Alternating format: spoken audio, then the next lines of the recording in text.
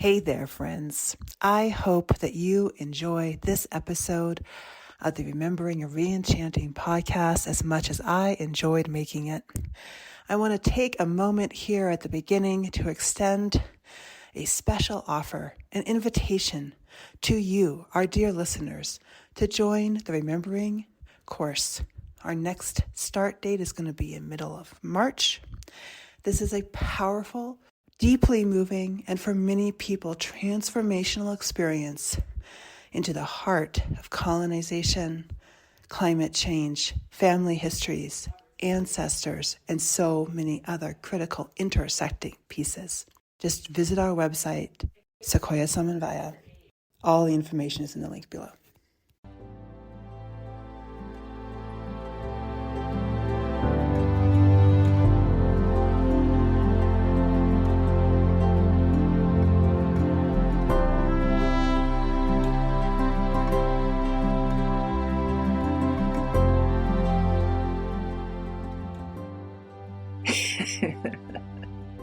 Hello, and welcome to the Remembering and Reenchanting podcast. My name is Sara Jolena Wolcott, and I am your hostess on this sacred learning journey of unraveling, unveiling, and becoming more fully alive at the end of the world as we know it.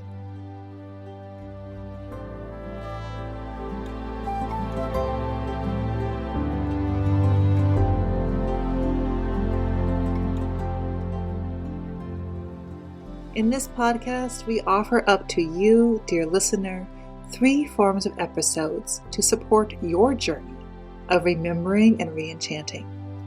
First, conversations with amazing people. Second, storytelling. And third, myth casting. In this episode, we're going to bring you a conversation between myself and another amazing, fascinating leader in the areas of remembering and reenchanting. And I am so pleased to bring to this conversation a dialogue with 2 amazing women around midwifing at the end of the world. In this particular podcast, we're going to be hearing from this kind of conversation between spiritual midwifery and hands-on actual midwifery. And we're going to go into what we mean by that. So I would like to introduce Krystina and Rhetta. If you could just tell us a little bit about yourselves. Let's start with Reverend Rhetta. Sure. Peace and blessings. It is a pleasure to be here with you today for this conversation. I am Reverend Rhetta Morgan. I'm an interfaith minister, and I talk about myself in these current times as a minister of an emerging pathway in the midst of so much being dismantled peacefully, chaotically, tragically.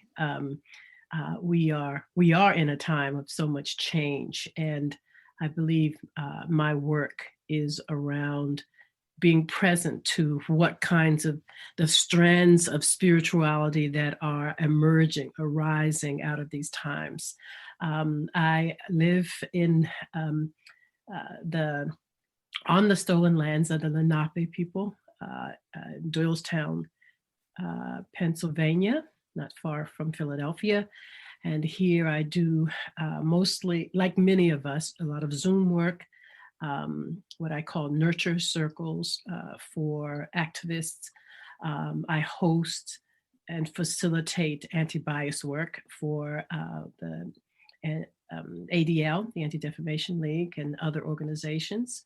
I do a number of things along that line. I also have Ecclesia Spiritual Center, my own center that's been operating for about 10 years. So it's a few things about me.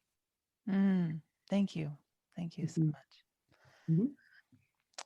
And Krystina. Thank you, Sara. Thank you, Rhetta. It's such a joy to be here. So my name is Krystina Friedlander. I am a midwife. I'm a certified professional midwife, which is a track of professional midwifery in the United States. that specializes specifically in out-of-hospital birth. So I have a home birth practice. I'm also on Lenape lands in central New Jersey, in Lawrenceville, not too far away from where Rhetta is, but in these times it feels like a long way away. And in addition to my midwifery work, which takes me all over New Jersey, into Philadelphia, I am a mother of a 6-year-old and currently homeschooling her, and also a fiber artist. And I've got my fingers in all sorts of fleeces at the moment. And yeah, but I would say that most of my energies are split between my clients and their growing bellies and their babies, and my life at home with my daughter. Thank you. And as we get started, Reverend Rhetta, I'm wondering if you can just, we've been talking about this term, I've been using this term, spiritual midwifery.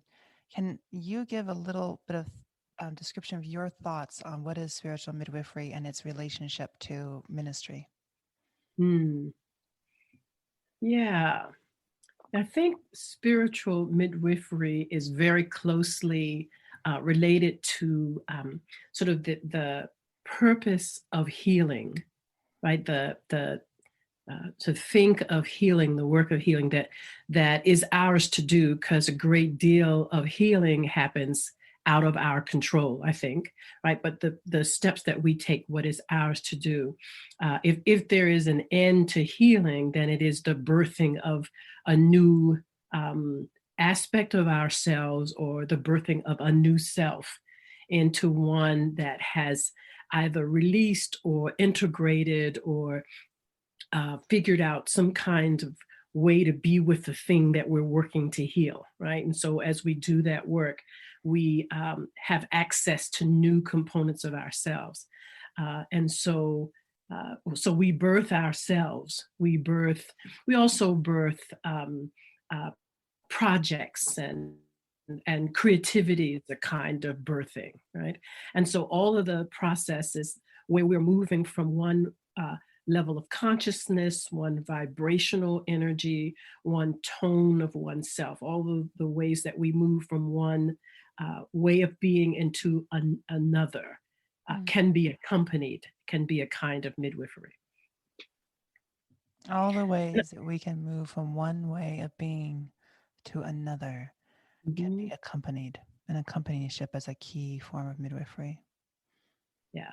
And I would say, I think a lot at the inner level, the individual level. And I think this is also appropriate in community, in relationship as well, as we move together from one way of thinking about who we are, what's possible, especially I think today, it's a lot about sort of getting I think organizations, communities get stuck in the limitations of who they are at the present time, right? So good spiritual midwifery is that accompanying, sharing wisdom that helps people move either individually or as community, as groups, yeah. And that's really beautiful, and it's really important to acknowledge both that individual level and the collective level. And do you envision that as possible for our world as well, as we go through these massive changes?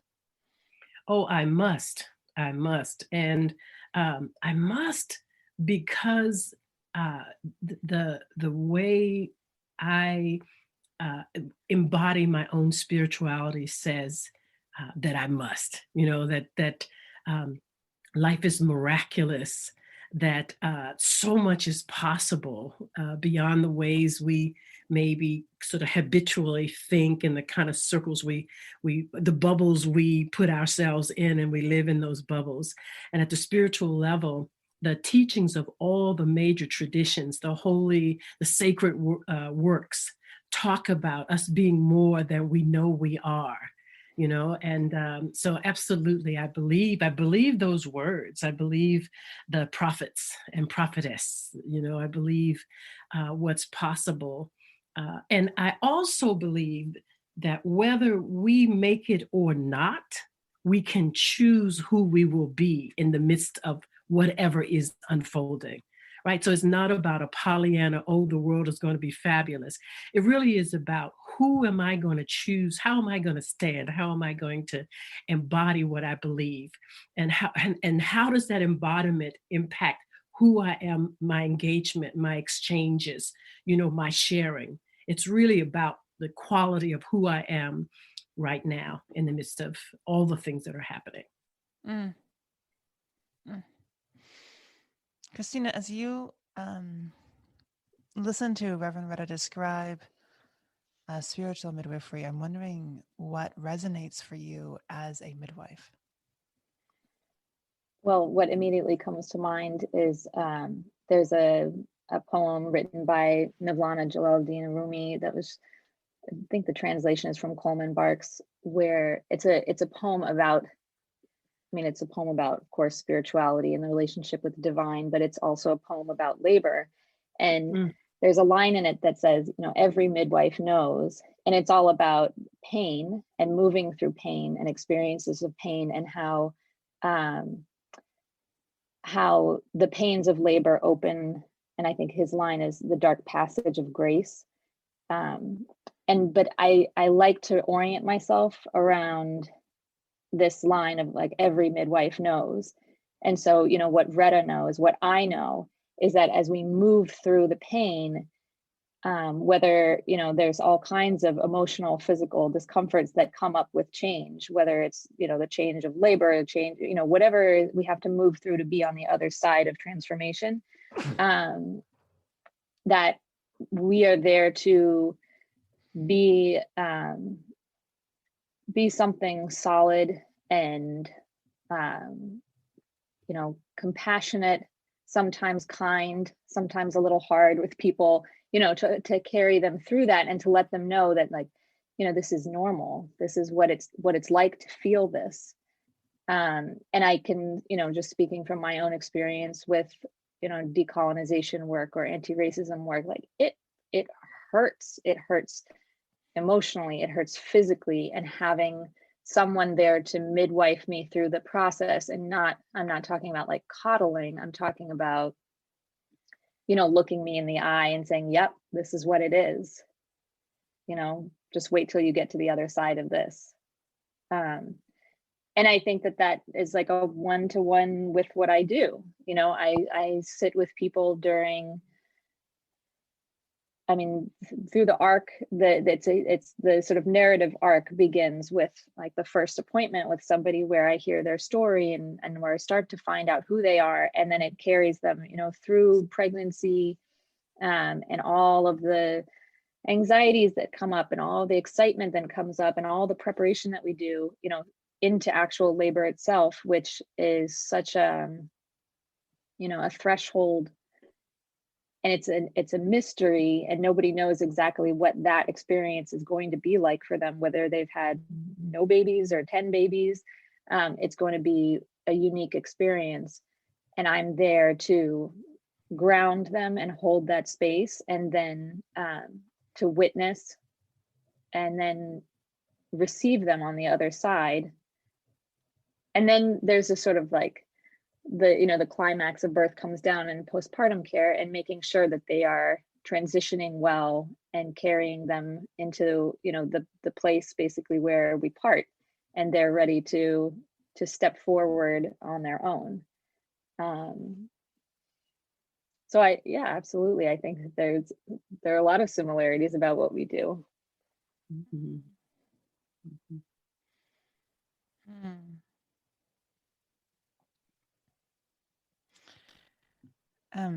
I think many of our listeners would probably think of themselves as spiritual midwives, and some may also think of themselves as midwives. And I'm kind of wondering, like, I think when I think of some of the differences, I think of how often it feels like spiritual midwifery often feels like it doesn't have much training and most ministerial training, whether that be seminary or other forms of training, don't get into, they don't use this language, and they don't often get into what does it mean to kind of bring forth this new light into the world, and to go through these and then to care for it afterwards, as you're describing, Krystina. That felt really important as you were saying that. I'm kind of wondering, like, what do midwives learn?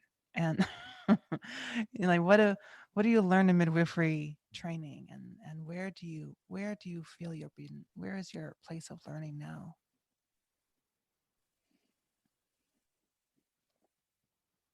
So there's midwifery school, and then there's, a clinical apprenticeship. So the kind of training that I received is specific to a certified professional midwife, a CPM. So I went to midwifery school. I moved through all kinds of different modules around, all the clinical things, learning about embryology, learning about nutrition, learning about, what's normal in pregnancy, what's normal in labor, the different stages of labor, normal postpartum, and then all the abnormal things, what to look out for, when to, pharmacology, like all of that, the little clinical pieces that fit together. And then I went on to do a 13-month apprenticeship at a birth center in New Hampshire, where I, did lots and lots of prenatals every day and attended births and did lots and lots of postpartum appointments. And so it kind of, over and over and over cemented a basic skill set that I could use as sort of, an entry-level midwife. And then I would say that there were some other aspects of my midwifery training that were not as clinically oriented. So cultural competency, which is something I have a lot of issues with, the way that kind of cultural competency was taught in my midwifery school. What else do we do that wasn't, looking at different populations, how to serve particular populations, sometimes learning different languages to orient ourselves. So for example, shifting away from gendered language, thinking about inclusivity. So, they're mostly the clinical pieces, and then sort of like another layer around that for how to practice. But I would say that, we didn't learn how to run a business. We didn't learn how to manage relationships, or negotiate through disappointment, or how to make decisions in where there are shades of gray, I suppose, where those are things that you really learn with practice. And I've been practicing now as a licensed midwife for 2 years, and I would say my biggest learning right now is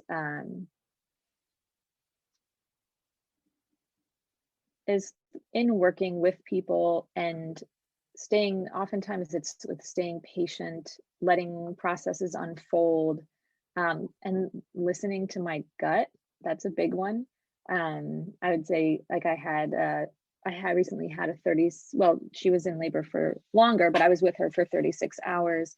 And, this was somebody who, had she been in the hospital, she would likely have had surgery, had a C-section for her birth, because it was, the process was taking, quote unquote, too long. It wasn't unfolding the way it was supposed to. But what I got to see unfold, and always kind of in conversation with this family, was sort of her trusting her body, me kind of like, yes, all right, if you want to stay here, if you feel comfortable at home, baby's fine, you're tired, but like, let's work with that.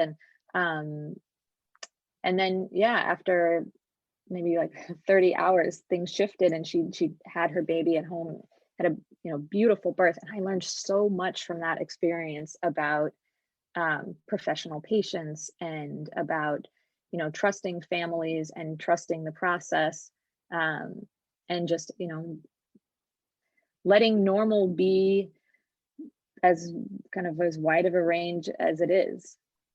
So, I'm always learning, and I find that the most, there's so many births that people have 2 or 3 hour labors, and we go and we walk in the door and we catch the baby, and, a couple hours later, we're out of the house, everybody's tucked in, and like, those are so lovely.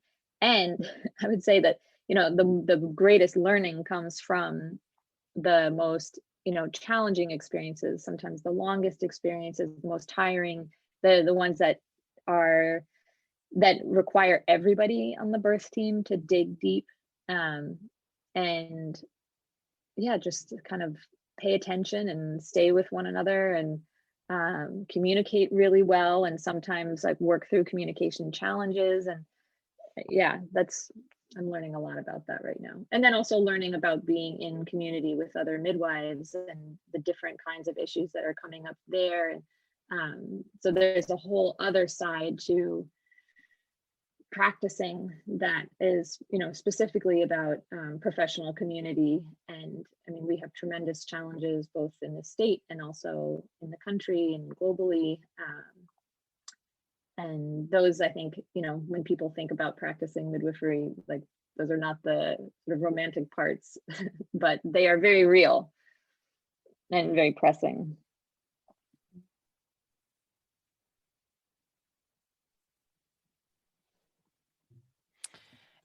Reverend Rhetta, as you listen to Krystina, you have, you've been to an interfaith seminary, you grew up around ministers, and you now train ministers as well. So education has been a big part of, and thinking about the relationship between education and ministry, and this practice of spiritual midwifery has been a big part for you. So I'm wondering what you hear in terms of similarities and what's resonating with you and what Krystina is saying. So much, so very much. I feel like almost everything you said, Krystina, you could, like, if you could almost have the exact same talk about, spiritual midwifery without changing anything, and it all still applies. I do want to say that it seems to me, I think you asked Sara early on about the training for spiritual midwifery. And I had the thought that, most of the spiritual systems that are set up now were set up by men. So there wouldn't be a lot of thinking about labor and birth. It's a thought I have, just based on that.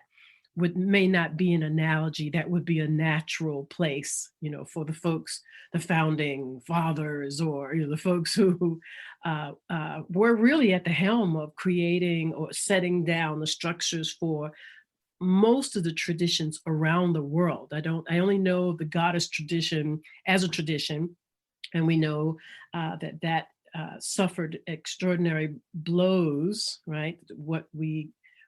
Like, even to say the goddess tradition, like, that actually doesn't exist, like the way, let's say, the Christian church is set up, or other churches, because of the kinds of blows it received to keep women in a particular place all around the world, all kinds of women, I think.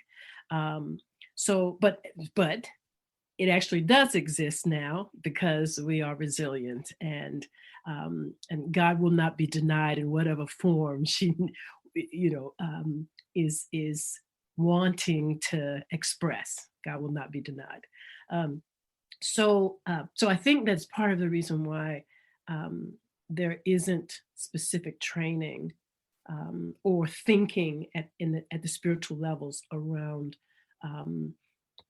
moving through pain. I love what Krystina said about pain being central to both labor and birth, and so the accompanying a person through that being really, really powerful and important. So yeah, but back to, I think, what the question is here.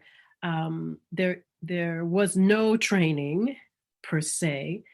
And interfaith training is fairly new. It's very new. And when we think about seminaries for different kinds of ministers or clergy of all faiths, the interfaith may be the very newest, I suspect. So if there was a place where there could be some conversation about spiritual midwifery, I think an interfaith seminary would be the kind of place.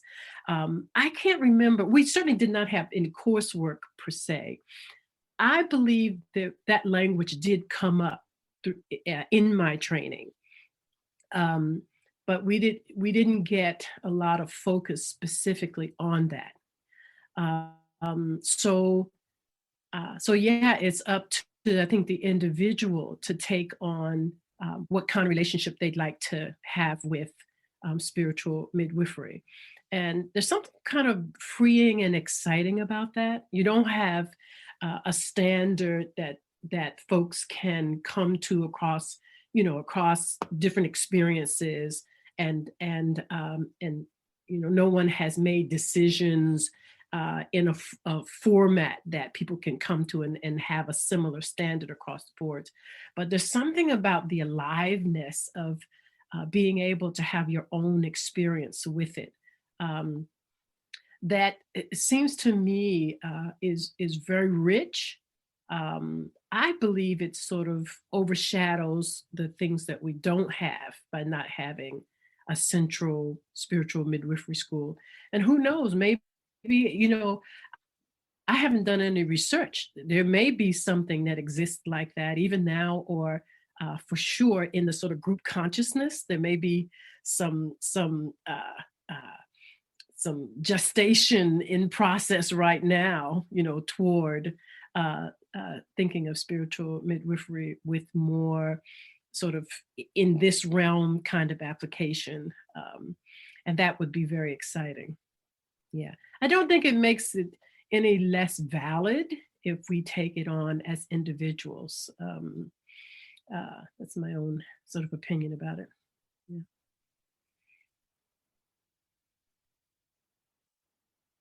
Krystina, can't hear you. Are you muted? I'm muted. Thank you. Mhm. So, I mean, as you know, I went to Union Theological Seminary, and we did use those terms occasionally at the sort of historically Christian seminary. And as I think what you're saying about like the concepts of ministry and the history of the church is deeply patriarchal, and what you I think you're spot on. Like the fact that this has been so led by men is undoubtedly part of why that kind of digging into what birthing is has been part of it, has been less at the fore, which is a little and in Quakerism, which is a faith I come from and I'm still close to in many ways, it is a more common as a metaphor, for sure. It's definitely more common as a metaphor. And one of my elders has Elaine Emily has her ministry is called Advent ministry, and she consistently refers to like the process of ministry as a kind of birth giving, and she also has a background as a social worker, like and had 4 kids, and and I think that kind of like undoubtedly those experiences shape it. But in what you're saying, I also hear resonances with the history of midwifery and with the history of birth giving in general, in which it has, was taken over by men, particularly in the beginning in the witch hunts, in the great European witch hunts, and in terms of control of the female reproductive system within European traditions. And over in the last 150 years in particular, there's been a like almost overt like entry by men into the birth process through the medical system, which is part of what has like very much shaped midwifery today. And not to try to get too gender, like men can do this, women do this, not to try to get into that conversation, but just to acknowledge that in both of these, there's a tension about kind of traditionally female, traditionally male ways of, or male in the context of a patriarchal system, because I don't want to like limit what the masculine is capable of either, um, has really probably has missed a lot. And I know, Krystina, this is sort of a theme that you have a lot of thoughts. I don't want to, yeah. We could have a whole podcast Whole thing on series that, yeah. about that. Yes, absolutely. Yeah.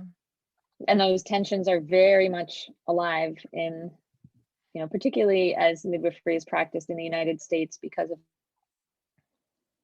our specific, which was, midwifery in this country was very intentionally attacked by the, organizations such as the nascent AMA, the American Medical Association, when it formed, and, and not just midwives were targeted, but also, looking at specific communities of midwifery. So, the grand midwives, the Black midwives serving in Southern communities where medical care was deeply segregated, and they were the medical providers of their communities.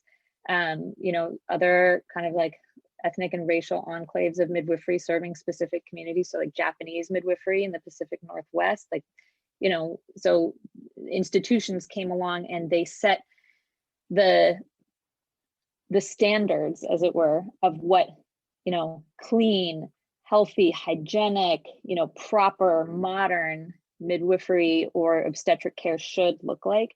And those standards intentionally cut off, the traditional, the experiential, the wise, the, extremely effective, the safe practices of midwifery that had come along with people when they were brought or when they moved to this country, and the traditional means of training midwives, and that, that cut off the sort of threads of knowledge that were passed down generationally from midwife to midwife, and which, there are definitely communities right now that are actively restoring, in the process of restoring and healing, which is, of course, in and of itself a painful labor, and one that is so critical.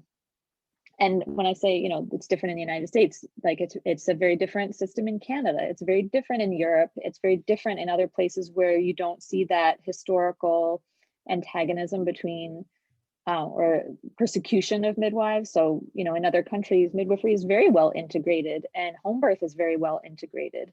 Whereas here it's, we as home birth midwives are, oftentimes vilified, or, they're the same kinds of narratives that were used, 150, 200 years ago. Like they're still like persistent in the language that's used to talk about midwifery, or about, how people choose to give birth, or about, personal autonomy, and what it means to make choices for ourselves and our bodies and our families that may go against what people, and what the people that we assume culturally to be authorities, such as, particularly like white male doctors, what they deem to be normal and acceptable and safe, and what they consider pathological or physiological. There was a very specific choice that was made historically by male doctors in this country to decide that birth is a pathological process and needs to be medically managed, preferably with tools, in certain settings. And those tools, such as forceps, for example, enacted so much violence on people's bodies. And the way that those tools were developed, we know the history of gynecology and obstetrics in this country is a repulsive, horrific history, that was violently enacted on the bodies of enslaved women and of, poor Irish women. That's like a legacy that we are grappling with now. So there's a lot. I mean, like I said, there's a whole series there. I feel like I just went off on a tangent. I mean, feels in terms of these exploring these sort of intersections, it feels so many people who I talk to, they have lost touch with their own innate sense of what does it mean to be to I would say in this case give birth to their spiritual manifestations and to who they are trying to become in this world. And some of that absolutely stems from some of these physical experiences of violence. I would even go so far as to say that the physical, the experiences that you're describing have the taking away of people's capacity to give birth and to do birth within their own communities, to take away that knowledge. It just seems so logical to me that that would in turn take away people's ability to trust their capacity for spiritual birthing. Does that make Oh does that make sense? So very true. I mean, so again, so many similarities. I'm thinking about it's it's the taking over of the body by the institution. I'm thinking of the way language and culture was taken from indigenous folks. Like to hold out that somehow our civilized ways, thinking of the Western ways, are better, and so you should give up your ways for ours, and that giving up is a uh, pushing the body to a lower place of importance. I would say of reverence, but not a lower place of reverence, out of reverence, pushing relationship to the body out of reverence, in that setting. And I'm thinking also in terms of community wisdom keepers, the people in a community where folks would go to when they did have some kind of emotional or spiritual crises, the people that would walk with folks in community that used to be called the witch doctors, the shamans, the wise ones, and how that information also was taken in similar ways with midwifery. That information sort of that reverence was vilified and then taken over by institutions. So you want to go to the therapist rather than the wise woman. So there's been a similar kind of pushing out the wisdom of community in favor of the proper or the accredited, or that kind of supposedly higher, more civilized ways of taking care of people. And when I think of the therapy I've had, it's not body centric. It's very much leaving out the reverence of the body, the wisdom of the body. And so, yeah, I'm just thinking if with birth, if it started from the premise that the birthing is one of the amazing mysteries, sacred mysteries of what it means to be alive, is that we have this reenactment of absolute miracle every time a baby is conceived and then goes through the process of being born. This is a miracle. So if we started from that premise and treated and provided help based on that kind of sacredness, well, we're talking, a whole different world, right? And it's similar, I think, in spiritual midwifery to hold sacred the relationship of a person going through a painful experience. Having, for instance, and this kind of dovetails into our mental health system, right? To a person who is having a difficult emotional or spiritual time and needs to break down and do the ugly cry for several hours, right?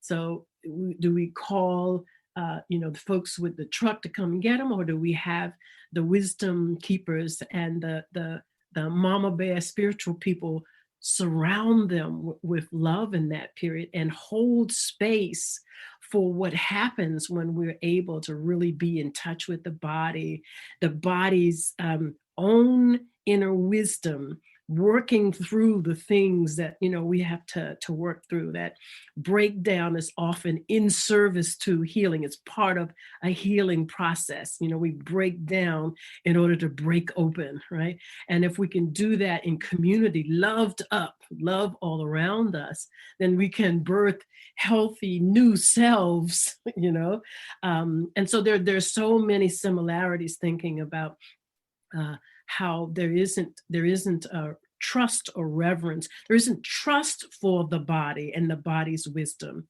There isn't trust for people who trust the body wisdom. There isn't trust, right? So I think those are areas, and there may be some hope yet, because I know that there are practices that where there's a definite line between the medical establishment and like some somatics and different kinds of practices, and there are institutions that are closing that gap, that are experimenting, trying some of those kinds of practices on. So we may be in this stage of so much being dismantled. We may be in a place where there will be new opportunities to come together and use the best of these different systems rather than keeping these processes separate. But everything you just said, just like I'm like nodding so emphatically. One of the things that comes up for me in hearing you speak is thinking about, what is when we look at these different paradigms of sort of like a colonizer paradigm and then a sort of like decolonization paradigm, is like, what are the means of healing? And then what is the purpose of healing? So, just thinking about like look at like the process of grief, for example, from a kind of like, let's say like colonizers paradigm, the process of grief looks like, okay, you have this loss and then you get 3 days to grieve and then you're back at work. You go back into the machine. You have a baby. Okay, maybe you rest for a few days, but let's get you up quickly. Let's get you moving. Okay, great. Totally ignoring the fact that it's a process, and also ignoring the fact that there's an immense potential for transformation through that process. So the way that I approach birth, I approach birth, labor and birth, pregnancy, labor, birth, postpartum. It's a full package as a physiological experience, a normal experience that the body goes through, and one in which there is a potential for immense, psycho-spiritual, communal, familial transformation. And not just, the transformation will happen. The degree to which people are allowed to breathe and feel and live into that transformation and experience the potential of their bodies, of their emotional will, of their capacity for connection with others, like that depends on how they are held and treated and respected through that process. So for example, I think that I don't want to say that there aren't like wonderful providers or wonderful nurses or wonderful people working within hospital systems, because there are people who are in those systems who are fighting every day to maintain people's humanity in those systems. And then there are functions of those systems that are constantly grinding away at people's humanity. But I have clients who switch to home birth midwifery care specifically because they felt like, okay, where I'm in that system, I'm a number, or the way that I was treated was XYZ, or I was not treated, like the people didn't even know my name. There was no kind of human connection there. And for them, it felt like, oh, I just go in, the doctor pulls on the gloves and then, baby's born and snip, snap, all done. There's as opposed to, and for, I can tell you all kinds of stories of people being forced into boxes and not having autonomy, not being able to choose how to move their body, what is considered appropriate, or in terms of like how they express themselves in labor, feeling like, oh, we need to be quiet. Lots of this language of like, oh, there, honey, we know that it hurts. Let's get you your epidural. Let's take away the pain. Let's take away the potential. Let's let's strip this down and make it as comfortable a process and as easy a process basically for the people managing the situation as possible. Whereas at home, acknowledging like the depth of the experience is the potential for depth of transformation. And what I see in so many labors in hospital, at home, often, when they're unmedicated, but certainly not always. I mean, people, there's a place where people, I talk about like digging deep. There's a place where people are pushed to a point where they think they can't go further, and then they go further, and they realize they are so much more, and they are capable of so much more. But if that moment is taken away from them, then they never get to experience it. And that doesn't mean that, like, obviously having a baby is really is wonderful, and it's extremely challenging, and there are those moments of being pushed, over and over and over and over.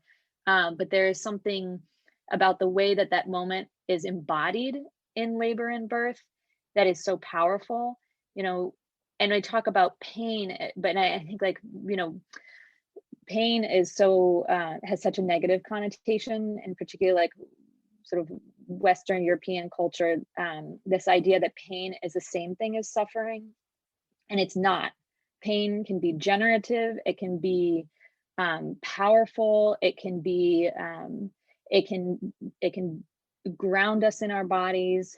And when people are allowed to kind of move with it physiologically, and remembering that also, like, pain in labor is physiological, it's not pathological, it's normal to feel this way, and it's part of a design of a process that allows other things to happen. So for example, like in labor, when somebody is pushing their baby out, and they're feeling that like intense stretching and all this pressure and such the intensity of the sensation, their body is responding with endorphins and dopamine and oxytocin, like the hormones of love and connection. And that moment, like, boom, and the baby is out, and they don't feel that same sensation anymore. What they feel instead is just this like intense climax of like endorphins and dopamine and oxytocin, where they hold their baby, and that hormonal imprint is like boom, like right there, and the baby has the same hormones flooding their body. And so the moment of connection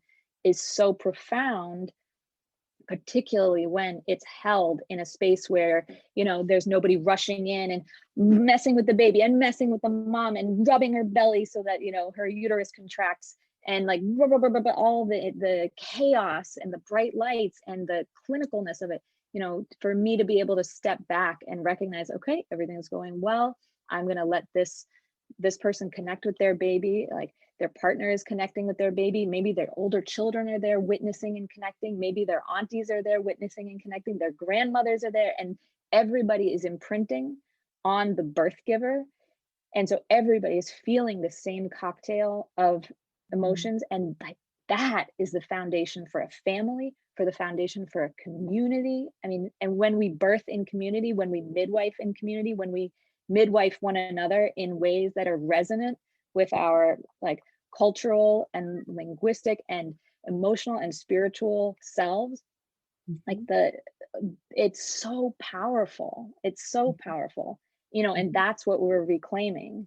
That's what we are taking back from this, from the system that has sort of like drained our communities. Powerful stuff. I mean, I wonder if in some ways, if ritual done really well is similar to that birthing process, because if you do ritual in community really well, it imprints in a certain way and bonds people together. So there's one thought I had. Another thought I had was, I wonder what you're talking about, if people don't have access to being held really well, the body and the natural process being acknowledged, and enough spaciousness so that it can really be and do what it needs to do. I wonder if that contributes to postpartum, like depression, or yes, like how difficult.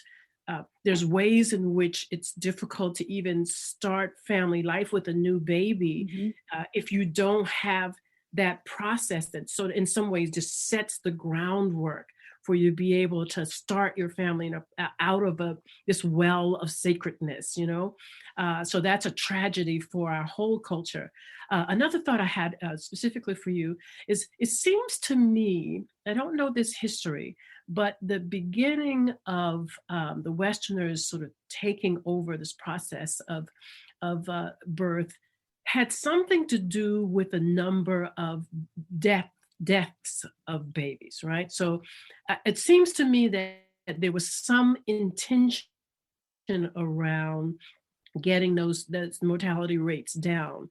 And so that this infusion of like this business of the cleanliness was meant initially the intention around helping, but very, very quickly turned into throwing the baby out with Oh, the I've got a bathwater. great Right? tangent to go down. Okay. Okay. So Okay. looking at the history of midwifery and the history of obstetrics in Europe, starting maybe like 400, 300 years, was the rise of teaching hospitals. So as the medical profession began to shift and you get the sort of like formation of these male medical doctors, you know, quote unquote, modern male doctors, you know, coming out of scientific revolution, understanding of the body, mechanical Cartesian understanding of the body. Okay. So that's sort of, you get the rise of these teaching hospitals in Europe. And this was before we had any conception of germ theory. And in fact, like the first doctors who proposed the idea of germ theory, they were completely ridiculed by the other doctors.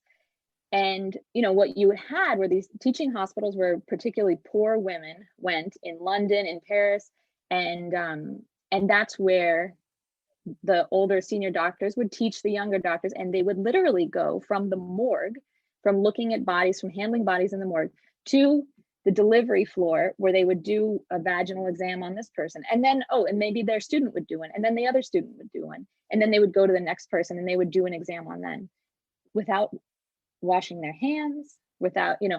So when we talk about like the deep, deep fears of childbirth that people have in the West, there was a period where it was extremely dangerous to have a baby, particularly in these teaching hospitals, you know, or in these big urban areas, whether people were having babies in the hospital or not, where you had like malnutrition, where you had, you know, horrible pollution, where you had, you know, rickets, deformations of the pelvis, like all of these things. These were particularly European problems that were very different, actually, like in the European colonies. Like the settlers in what became the United States actually had very different experiences. So there's a wonderful book written about Martha Ballard, who was a midwife in Maine, and she practiced in the 1700s, right at the kind of right on the cusp of where sort of quote unquote like male midwives began to rise in the colonies. And she had, you know, incredible success. I mean, like you look at her numbers, she never lost a mother. She, you know, and delivered babies all up and down Maine. I mean, would go out in the middle of the night, and people had better nutrition, and there was a lot of sort of like common sense care. So I actually don't think that the male doctors came in with the intention of making things better for women or for babies. I think it was a very specific professional move. And that is, you know, when you look at the studies that have been done, the kind of historical studies that have been done, I mean, that is sort of like what happened. Those were very specific decisions that were made. And it wasn't until antibiotics came into use that you really see that the sort of maternal and infant mortality rates in the hospitals started to come down. Prior to that, it was, you know, it was, for example, like if you walk around like an old cemetery, there's lots of childhood mortality in the colonies. But when you look at the birth statistics, it's not the same with infant mortality or even maternal mortality back then historically. But that is something that's deeply embedded in us culturally. We have a deep fear because there are deep, deep traumas, you know? And as you're describing it, like, it's just awful. Oh, it's so awful. It's so awful. It's so awful that this happened, and that we are still kind of feeling some of the legacies of that today in so many different ways. And and as you said, like it's institutional. It's not about the individual doctors or nurses, many of whom are doing incredible work and are incredibly kind. Um, and I think about that kind of from a spiritual midwifery. And I'm thinking like where are some of the similar places here, and just keep on thinking about all the many people who, both men and women, but I'm thinking particularly of women, who have not trusted or not been able to trust that spirit within them that is trying to come out. And the many times that they have been stifled in their speech, in which they have been told that their form of giving ministry was not appropriate, was not acceptable, that the way in which their body was responding to the movement of the Holy Spirit was inappropriate. And they had to confine the way in which they understood how to give ministry, whether that be spoken ministry in the context of, and thinking about churches in particular, they couldn't speak, or they had to confine their bodily movements to very particular things. And this is a clear like class and racial like set of stuff going on here, which I think has done tremendous damage, I would say, especially to the upper classes, in which people have been not able to express their physical expressions, and and their somatics have been taken away from them in terms of how the Holy Spirit is moving through them, in that kind of classic sense of giving ministry. But you can also see it in people's expressions of writing books, or putting together art performances, or their understanding of what an activism should or shouldn't be, or they're kind of all these preconceptions that are often subconscious that people have on themselves, and that they've inherited from culture, families, traditions, but particularly institutions, and about how do you move in the world, and how do you trust yourself. And I see this I really actually do see this as much in men as in women. It's just different, in terms of how it's really, really different. It comes out differently today. I see it, but I also work with a lot of men, so that might be, I'm seeing both a fair amount, and how they do and don't trust like their own, that light which is seeking to come forward, and how they will often not know. And I think that this talk about death is also reminding me the extent to which I would say, at least in the case of spiritual midwifery, there is a lot of, we could give the comparison of miscarriages or stillbirths, a lot. And it's in part, I think, because people don't have the accompaniment and or of someone who can help them through the process, or they're lonely, they're deeply lonely, and it's exhausting to bring forward these processes. And so many of, whether it be, I'm thinking about artistic, book, creative processes, creating new careers, creating new initiatives in the world, it's exhausting, lonely process.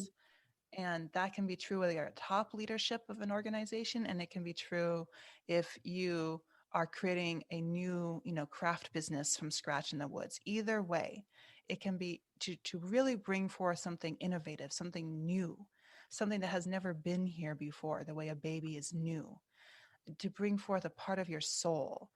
It's exhausting. It's like, there's a in our culture, it's lonely. And when I hear you talk about, Krystina, that community imprint and the birth teams, I'm like, I put together, like groups of people, wisdoms, councils, et cetera, to help people kind of bring forth what they're doing. Rhetta does rituals. I also do rituals. But how often people think they have to go through this by themselves, or they just have like one coach, right? Which is, thank goodness, better than nothing for a lot of people. But that is like, so often we're really struggling, and to bring a baby or to bring a new initiative into the world, that needs to be a communal process. I mean, I'm thinking, Krystina mentioned something about sort of being clear about the purpose, I think, of pain, and thinking of it not as pathological, that it serves a purpose. It is in service to the birthing in the most beautiful and profound ways, right? And I just have this idea about, say, the purpose of spirituality. I think of a spiritual birth. I mean, I think of particularly you started by talking about churches and people not having permission to kind of express in their own way. And there something is right in that line between your own individual process and the purpose or agenda of the church or institutions. Like if the purpose is to have you conform in some way, if your holiness or your sacredness or your reverence is based on your ability to conform to this shape is what it looks like to be reverent or to be loyal or part of this community, right? And so at our own inner desire to fit or to belong would have us try to stretch into those shapes. And maybe there isn't, there's fear of difference, right? And I think it has something to do with trying to keep in control large groups of people with fear. Stay in line, because if you get out of line, it's scary. The whole society will dissolve into anarchy if people just have their own space to have their own rhythms and their own expression. So it's like a level of safety for the group if you're kind of doing the dance the way the people around you are doing it. And I think for those of us who are born who are very different, I mean, I came out saying, no, this isn't the dance I want to do, right? So then it's this constant checking in. How far am I away from the dance everybody else is doing? So I'm not drawing too much attention to myself. I'm not feeling too much as an outsider, right? So there's this whole thing around that that I think we kind of struggle with. And so I think that's part of it. And you mentioned the community is key, but there's this really exploring, taking to task this business about what it means to be individual, how the community, what is that dance look like together. So I'm going to stop there because I have like 5 thoughts going at once, but I just wanted to interject. And none of them they're poking or there's a fight in there, but but yeah, it just feels to me like it's the same thing as the midwifing with babies, is this lack of trust of the center of oneself, right? The lack of trust of the body, right? Let's really push that down and allow the mind, because the minds, we can line them up. We can line them up in nice, neat rows, and we can kind of control and trust. The body, we don't know what might happen. I mean, that just to me feels like some of the challenge is our own fear of the body, and the body being very closely related to nature. These forces that have a wild element, right? When you're trying to control a society. And I'd like to believe it's not necessarily not evil intent. I'd like to believe there's this real desire to try to figure out how do you have things run when you have this many people. I don't know that that's true. What the intent? I don't know about the intention, but it does feel a lot to be about control. So yeah, that's a thought. Yeah. It's very generous of you to thinking about that intention. I think I'm a bit more pessimistic about it. But one of the things that just like jumps out at me, I'm thinking about Audre Lorde and eroticism and the body, and also just just what, yeah, exactly, like what kinds of expressions of creativity and embodiment are permitted culturally, and in what cultures and by whom, and policing bodies in medical spaces versus at home. Like birth is very erotic, like it's very sensual. And when people, I'm there's often these moments in birth where I'm just watching, I'm observing, and this person who's giving birth just looks like, they're so beautiful. They're so like their faces are flushed, and their eyes are closed, and they just look like these goddesses, kind of going through these moments of like intense challenge where they'll bear down and grit their teeth or cry out.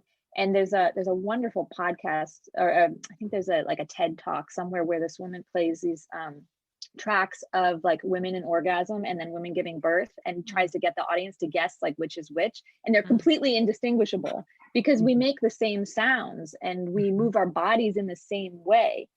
And those kinds of things are very policed in medical spaces, and people feel very, very shy, and they, you know, they're scared of what their body might do. They're scared of, you know, how loud all of those things, like, you know, the policing causes us to police ourselves in our own bodies. Whereas like, you're right, like what could happen? What might happen? That's, you know, that question of like, who has control, and what happens if that control is released, and what happens when people release the self-policing that happens in their own bodies and in their own communities. And you're right, it's so powerful. It's so, there's so much potential there. I mean, I have this thought that, you know, what could happen is we could turn into extraordinary lights. We could blow up and become realized as that curvature of human and divine. Like we could literally grow ourselves, evolve ourselves spiritually beyond the confines of what we know it means to be human. I was thinking about, this is part of the thought that was in a fight back there, is around the purpose of spiritual aspiration in general. Is it to conform? Is it to have a life have a particular shape? Or is it to become awakened, to become enlightened, to become, you know, to expand humanity, and so far that you start to explore what does it mean to be human and divine, or divine and human, right?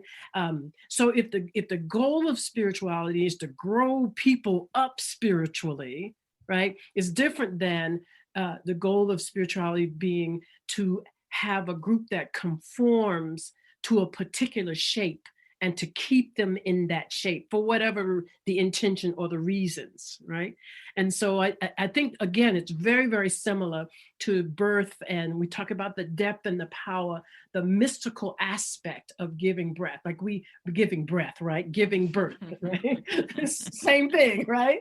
Right? The mystical, like we could experience God literally all the time, or we, you know, or at least in the rooms of labor and physical labor in terms of a baby, but also the labor of when our heart is broken, and the crying that helps us, you know, break the heart open even more, break open to a heart that is even more alive and vital and vulnerable and beautiful, right?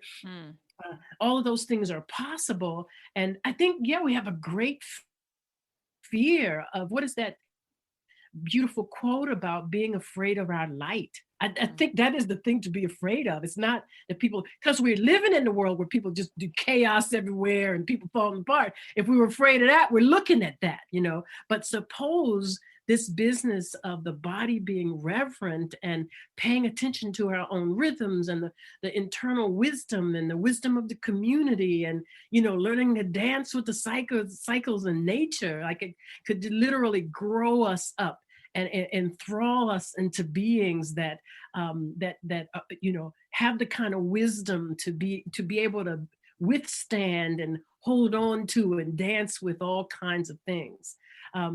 Yeah, I have the sense that we're afraid of that. We're afraid of the bigness of who we are, and great systems and lots of fear work very hard to keep us kind of clamped down and not understanding or knowing our significance, our unlimited nature, right? Yeah, it might be a particularly sort of bright and shiny perspective, but, you know, I mean, yeah.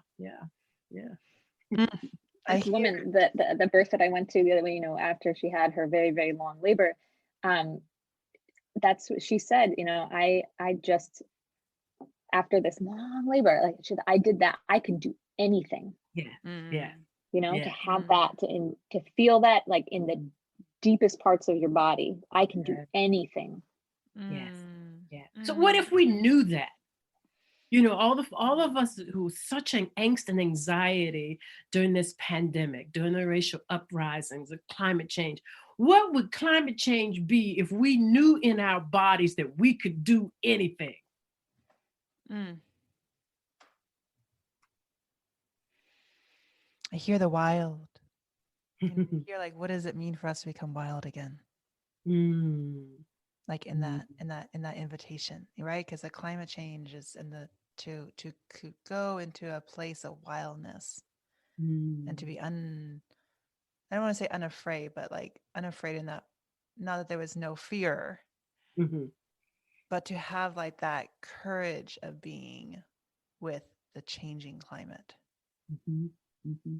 And to trust, like, because what I'm hearing and what you guys are saying and the deep similarities between your practices and me as well, as I'm hearing like the extent to which that movement that brings us into birth and that movement that brings us into the birthing of anything is the same movement. It's the same movement of the Holy Spirit. It's the same movement of the body, the same basic gestation, that same undulation of the spine.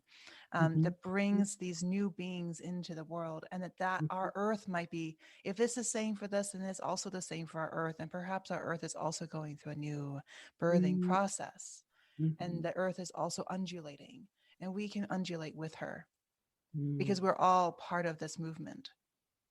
Yes. I love that idea, this movement, this, naked raw force, this momentum, it's energy, it's an orgasm, it's the heartbreak, it's the wailing, it's the exaltation of great joy and gratitude, right? It's standing on the mountain at sunrise and drumming in the miracle of the new day. I mean, it's so profound and all around us, Singing. Yeah. Singing and dancing and clapping and moving and bleating and reading poetry and a wonderful meal with the beloved one, community, shaking the floor, dancing about, I ain't gonna let nobody turn me around, and dancing, have the beat stomping on the floor, and just knowing that the dance that the folks did down there during apartheid. I used to, I can never remember the name of that dance, but I believe those people shook apartheid loose with the movement, that dance, that movement, talking about this wall is gonna come down. This wall will come down. Yeah, it's just so much movement.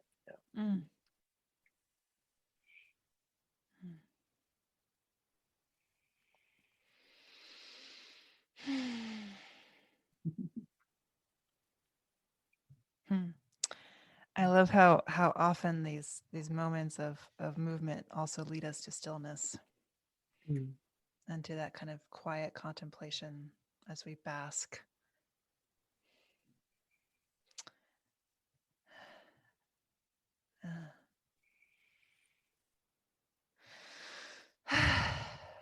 May it be so. May it be so.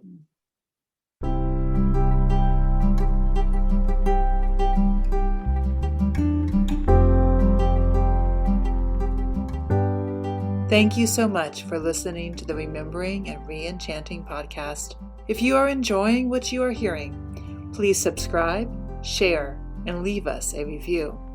I am always happy to hear from you, dear listener, to continue finding ways to connect the disconnected and go deeper on your own journey of remembering and re-enchanting with your communities, your organizations, and your families. I invite you to check out our courses and other community offerings via the Sequoia Samanvaya website. You can also follow us on Instagram, Facebook, and LinkedIn. Though I must admit I spend much more time working with really amazing people than crafting social media. If you want to work with me one-on-one or bring me to speak at your organization or family office, you can find out more at sarajolena.com.